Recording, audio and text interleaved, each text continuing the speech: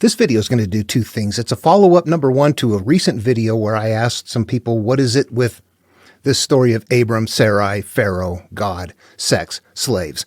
What is up with that? And of course, I know what is going on.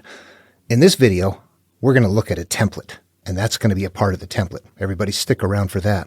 What I do, though, is sometimes people that read the Bible literally cannot see these things. So I'll ask them to explain that to me. Genesis 12, how does that work? And, the comment threads actually become this very embarrassing. Yeah, it's rough. There's conversation going and people think they're answering questions, but they're not. My name is Dan Paulson. Welcome to the video. I think a personal example, it's old and it's kind of silly, but I have a brother that's very, devout Christian. And we don't talk anymore, but there was a time when we did, and I was not far along, but I'm asking him a lot of questions. And I asked him one time, to you, is Adam and Eve, were they literally created in that manner? It must have been 5 or 10 minutes later. I finally just said, just stop.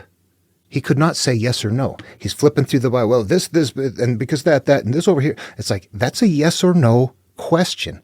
To him, he gave me an answer. He's like, you're not listening to me.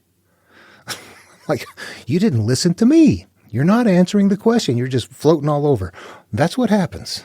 Yet the person thinks they are giving you a legitimate answer. Answers have to be somehow tangible. People provide answers, and you look at them, and all I can say is that is completely insufficient. If you were in court saying, here's my excuse, this is what happened, you'd go to jail. That is not an answer. Okay, there is something bigger going on. This video is about that. Let's take a look at something. Let's go look at that and two other spots very quickly, and then we'll step back and take a look, and let's see a sequence, a pattern sequence, visible easily in Genesis. Now, I'm using the NRSV for this, the Zondervan translation, and that's important, I think. I'm going to just have Genesis 2, 20, and 26. I'm not going to tell what verses. You got to read the whole. If you want to understand the Bible, you got to read the Bible. And this is going to transition. We're going to start with Abram, then we're going to go to Abraham, and then we're going to go to Isaac. Abram and Abraham are the same person. Abram starts off, and then God changes the name to Abraham, and then Abraham, late in life, has a son, Isaac, the miracle son. So this is, a lineage of a couple of things going on. All right, first one, Abram. So Abram went down to Egypt to reside there as an alien, for the famine was severe in the land. When he was about to enter Egypt, he said to his wife Sarai, I know well that you are a woman beautiful in appearance. And when the Egyptians see you, they will say, well, this is his wife. Then they will kill me, but they will let you live. Say that you are my sister, so that it may go well with me because of you, and that my life may be spared on your account. Jump to 20. Abraham. While residing in Gerar as an alien, Abraham said of his wife Sarah, she is my sister. And King Abimelech of Gerar sent and took Sarah. 26. So Isaac settled in Gerar. When the men of the place asked him about his wife, he said, she is my sister, for he was afraid to say my wife, thinking, or else the men of the place might kill me for the sake of Rebekah, because she is attractive in appearance. Of course, for me, one of the difficult things in talking with people is that people look at this and say, these are literal, they really happened. And then what are you left with as far as trying to explain it? This is your religion. How do you explain this right here? Well, just forget about it. It didn't happen. It's something, something, something. Put yourself in their shoes. Would you do that? Okay, I would not.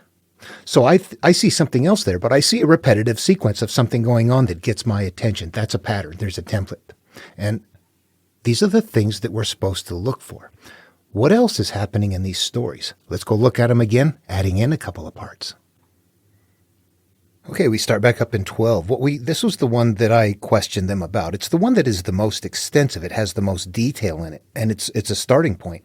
What we see here is that because of Abram being in fear, Pharaoh did marry Sarai because of her beauty, and For her sake he dealt well with Abraham, and he had sheep, oxen, male donkeys, male and female slaves, female donkeys, and camels. He was given for Sarai. Now, I'm going to say on the template, he did have sex with her. We have to get there. This is not a physical story. They're analogs. There's something else happening. Stick with me. But the Lord afflicted Pharaoh and his house with great plagues because of Sarai, Abram's wife. So Pharaoh called Abram and said, "What is this you have done to me? Why did you not tell me that she was your wife? Why did you say she is my sister, so that I took her for my wife? Now then, here is your wife, take her and be gone." And Pharaoh gave his men orders concerning him, and they sent him on the way with his wife and all that he had. We go back to Abraham. While residing in Gerar as an alien, Abraham said of his wife Sarah, "She is my sister." And King Abimelech of Gerar sent and took Sarah. But God came to Abimelech in a dream by night and said to him, "You are about to die because of the woman whom you have taken, for she is a married woman."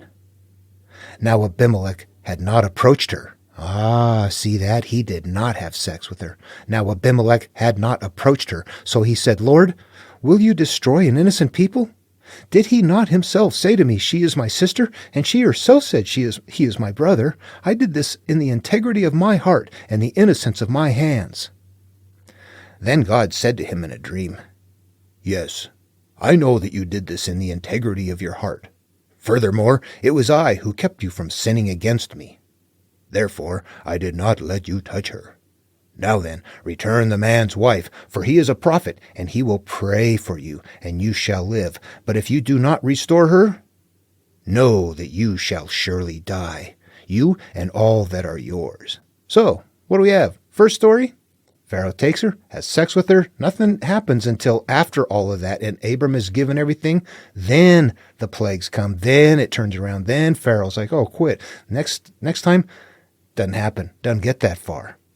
Abraham still gave up his wife. She was still given to and married by Abimelech. But since Abimelech had not approached her, sent them away. So Isaac settled in Gerar. When the men of the place asked him about his wife, he said, "She is my sister," for he was afraid to say my wife, thinking, "Or else the men of the place might kill me for the sake of Rebekah, because she is attractive in appearance." Yeah, I don't want them to kill me for my beautiful wife, so I'm just going to let them have her. That does not make any sense. Okay, that's all right. We got something else going on. When Isaac had been there a long time, King Abimelech of the Philistines looked out of the window and saw him fondling his wife Rebekah. So he called for Isaac and said, "So, she's your wife? Why then did you say she is my sister?" And Isaac said, "Because I thought I might die because of her." Abimelech said, "What is this you have done to us? One of the people might easily have lain with your wife, and you would have brought guilt upon us." So Abimelech warned all the people, saying, "Whoever touches this man or his wife shall be put to death." Okay, do you see a pattern? Do you see a pattern happening in the background? But do you also see that that pattern has a sequencing advancement along with it? There's something changing in each one of them. Do you see that? I feel like just saying, okay, hope you enjoyed the video. See you in the next one. Okay, I'm not going to do that. All right, so here's how it works.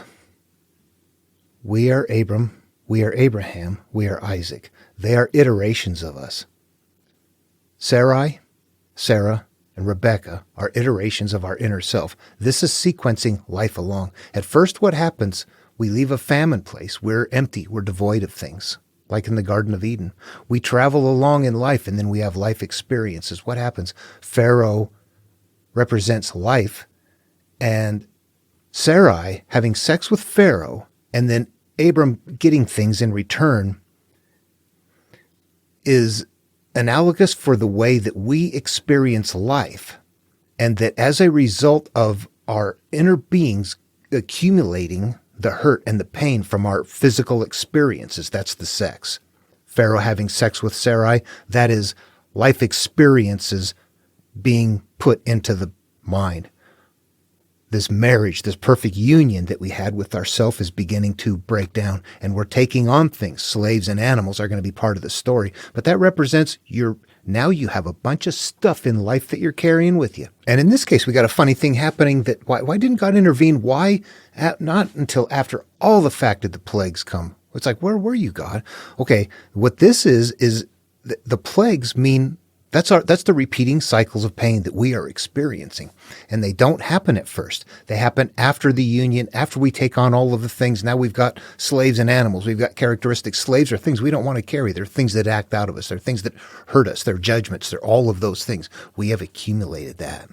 The story goes on. There's a healing process. What happens next? We have another process. This is the next iteration of us. We're still doing the same thing, but it's not because it is not really, we're not afraid of giving up our wife. This is just denoting life experiences. However, in this case, what happens? We go through the same routine. We're going to go back out and start having life experiences. And the stuff starts moving in again. However, this time, before it goes bad, there's an intervention. It's like we're leaving the past behind. In the first story, we didn't leave the past. We're bringing it with us. Now we're learning to leave the past behind. We're disconnecting from those things. So in this case, God intervenes before it can happen. It's okay. In the next story, it happens again, only this time the marriage doesn't even happen. It's stopped before that. So there's an iteration of experience that we're having. At first, I was caught up in life. Then I'm tempted by life, but I made it okay. Later on, I'm not even tempted by life anymore. I've got it. I'm healed. That's what it means. Read the Bible, but not literally. There's something in there. You read it literally, you're doing yourself a disservice. You have to explain something that can't be explained. Really. Do this instead. All right. Now I'll say, I hope you enjoyed the video. See you in the next one.